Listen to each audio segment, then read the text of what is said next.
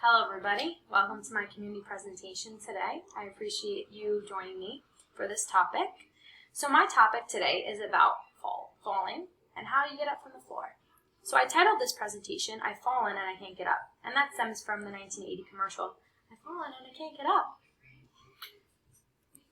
So the objectives for today is to correctly identify who's at risk for falls, what are the fall risk factors, discuss the importance of floor to sand transfers, discuss how a physical therapist can help in this floor transfer mobility, and lastly, identify the correct resources and locations for you to seek these services. So who is falling? Well, falls are the second most common cause of death in the United States. As we age, typically between the ages of 65 and 80, you see the most amount of falls. Gender plays a large role in this as well, men versus women. Women, unfortunately, if they have a fall, because they might have osteoporosis, they are more likely to develop a hip fracture, and that also can lead to death. Independent living. So marital status plays a large role in that as well. If you're married, you're less likely to fall. If you are living independently, you are more likely to fall and more likely to not be able to reach the phone, crawl to a chair, or crawl to a couch to get up from the floor and call for services such as an ambulance. Comorbidities. So what comorbidities are basically are hypertension, diabetes, depression. Any of those types of comorbidities actually play a very large role in your fall. Medications. Specifically, antidepressants have a very large impact on your risk of falling. And lastly, a poor economic status.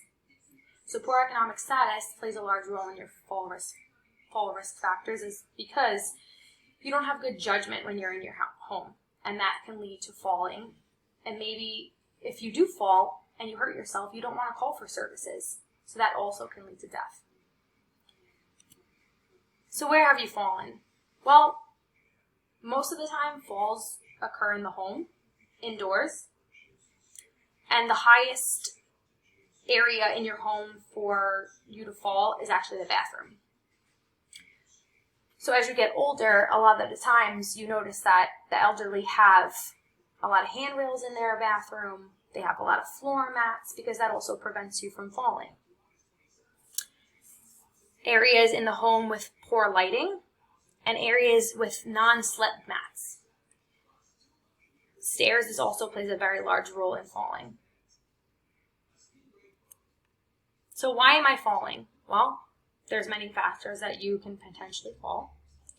So poor balance, dizziness also plays a very large role in falling because one, when you get up from sitting, standing, laying down, your blood pressure, your blood rushes back up, flushes from your head all the way down to your feet too quickly, and that can cause dizziness and cause you to fall. And also, as we age, developing vertigo-like symptoms can cause you to fall. Being unsteady, off balance, feeling like the room is spinning. Like I said before, comorbidities, diabetes, hypertension, all of those things. Walking speed has a very large impact on your fall as well. The faster you walk, the less likely you are to fall. The slower you walk, the more likely you are to fall. Poor reactive balance. So poor reactive balance means if you're in the supermarket and you're walking around ShopRite and someone knocks into you, do you have the ability to step back or step to the side or step forward and catch yourself from falling? Poor anticipatory balance. Do you have the ability to correctly judge, oh, that looks a little rocky. The grass might be uneven. Can I anticipate how that would feel and be able to gauge my balance? Decreased strength and muscle length. There's a lot of good studies that talk about the length in your calves, the length in your hip flexors, which are the muscles in the front of your hips, as well as your pec muscles in the front, and your back extensors. So if you have enough length in any of those areas, you're more likely to be able to catch your fall. So about those frequent fallers, what are the facts? Well, the facts are about 47% of older adults who had fallen without injury reported that they were unable to get up from the floor without assistance. So without assistance means, are they able to crawl to the chair, to the couch? Can they use something that's in their environment to get up from the floor?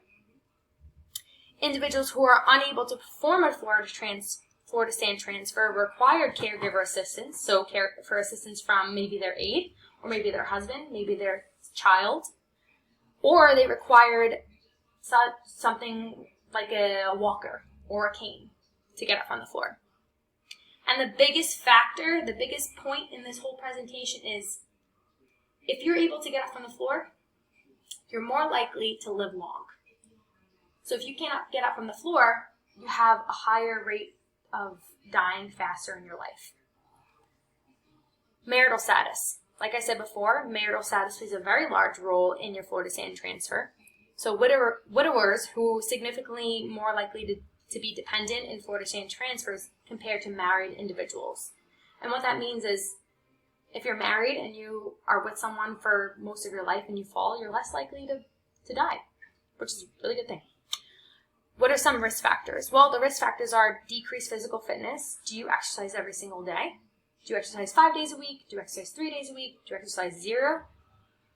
Limitations in functional mobility.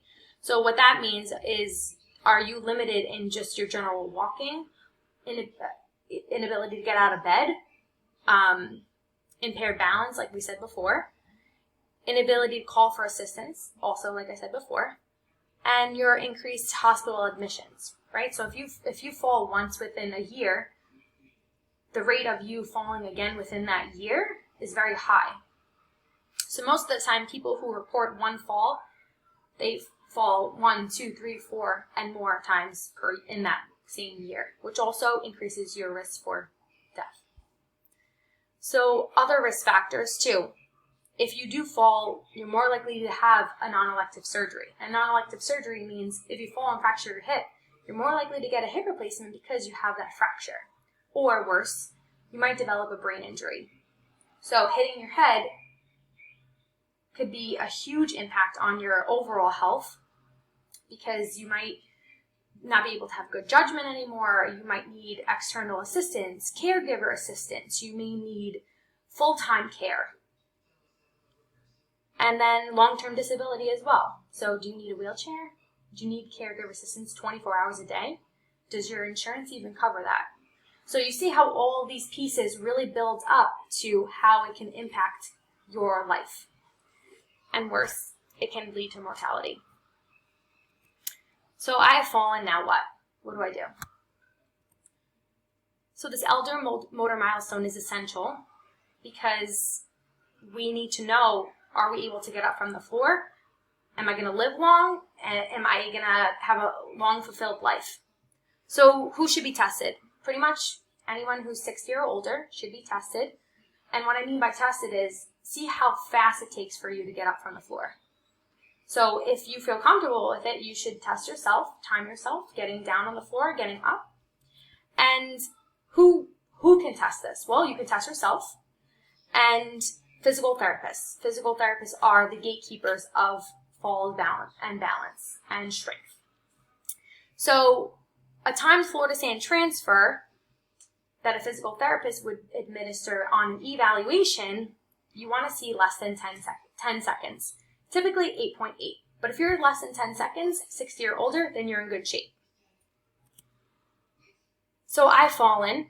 Maybe you've fallen, maybe you haven't. But do you need therapy? Yes, you absolutely need therapy. And what therapy can do is use different measures to assess if your balance, your gait speed, walking speed, the efficacy of your falls, are you fearful of falls, and of course, like I said, how fast you can get up from the floor. So what will therapy teach me? Well, therapy will teach you about your balance. It'll teach you about safety and awareness and judgment. And lastly, how to get up from the floor. So in your pamphlets, I included floor to stand transfers, and this is a 9-step process. So what you want to do is you want to start on your back, You want to roll into your side. You want to get into your belly and use your hands to press up. Rock back onto your knees and then lift one leg up at a time until you get to standing. So I encourage you to both try that. I've also included alternative methods that if you were to need external assistance, such as a chair or a couch, then that's also an option for you to rehearse as well. So what's the goal? The goal is to keep on moving. Just keep on moving and increasing your mobility, and you'll live a long, lavish life. So in your pamphlets as well, I included different clinics that are in the area. So I included clinics within Middlesex County, as well as Monmouth County. So those are the two major counties within the area that we live. And I listed about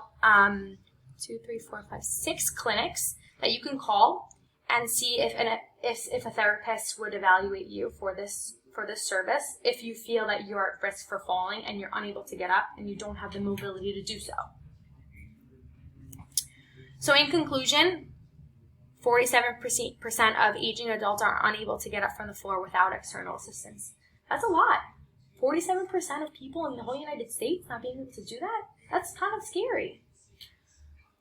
High risk for mortality. Yes, like I said, if you're unable to get up from the floor, you have less likely to live long.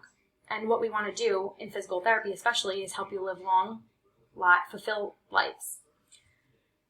Lastly, physical therapy is essential. So if you feel you're at risk for developing falls, or you feel off balance, or you feel dizzy, or you don't feel like you're safe in the supermarket, or you're safe walking down the steps on your stoop, then I encourage you to see a physical therapist. So I have a bunch of references, and do you have any questions? No, that was perfect.